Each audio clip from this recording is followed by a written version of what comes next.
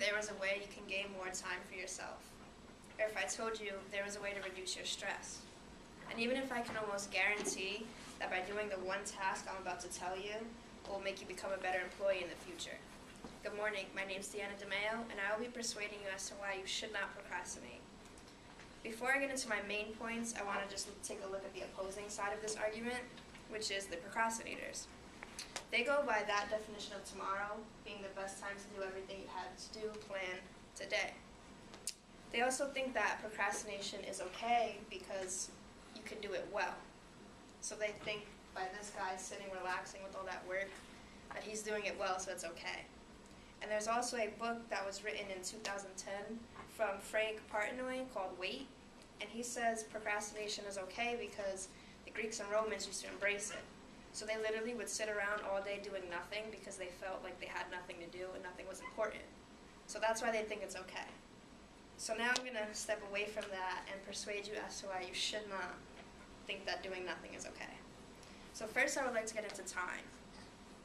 Everyone in this room can vouch that they've procrastinated before.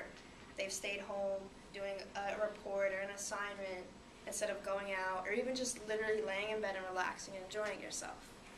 So for instance, unfortunately our clocks don't look like that. So we have limited hours in our day to get stuff done. So if you want to go out on Thursday night for your friend's birthday and you have a paper due the next day, why would you wait until the last minute to get that paper done instead of going out with your friends and enjoying yourself? By procrastinating, all you're doing is taking more time away from you. And it's important that we have time for ourselves. It also has to relate with deadlines of our assignments.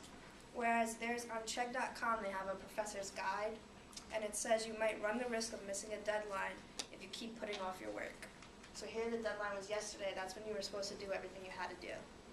So also with procrastinating, you're giving yourself more hours of overwhelming work that you should already have done. Next, I would like to get into stress. Procrastination builds upon stress and anxiety. The more work you have that you have put off, the more stress you're going to get. Everybody in these pictures, you can obviously tell they're not okay. That's because they overwhelm themselves so much with work that they should have done on time or sufficiently. Andrea Olson wrote an article called Things Undone in 2011, and she says that the nagging little voice inside of our head does nothing but builds up anxiety and stress. And the voice that she's referring to is the voice that says, don't forget to do this, don't forget to do that, you still have to do this. So all of that building up makes you go nuts because you're literally, oh my God, I have to do this, I still have to do that, I still have to do that. And then you're going to think, when am I going to finish all this by tomorrow? Why did I do this to myself? So when you procrastinate, all you're doing is adding nothing but harm on your bodies. So why would you want to do it? Next, I would like to get into you as a future employee. It plays a big part because, for a show of hands, how many people in this room want to be looked at as the coworker that's lazy and unreliable? There's not one hand. So if you procrastinate, obviously you're going to get looked at as this kid's lazy, she's unreliable, she's not driven, not motivated, doesn't care about her work. So for instance, if you're on an advertising team and you have a pitch due Friday, and everybody has a part to do in the pitch,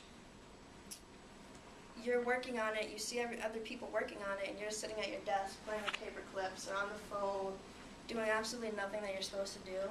Other people not on your team are observing, and they're going to say, this kid doesn't even care about the project, so why is he here? Procrastinating in the workplace also brings upon bad relationships. On StopProcrastinatingInfo.com, it states procrastination destroys teamwork in the workplace along with private relationships.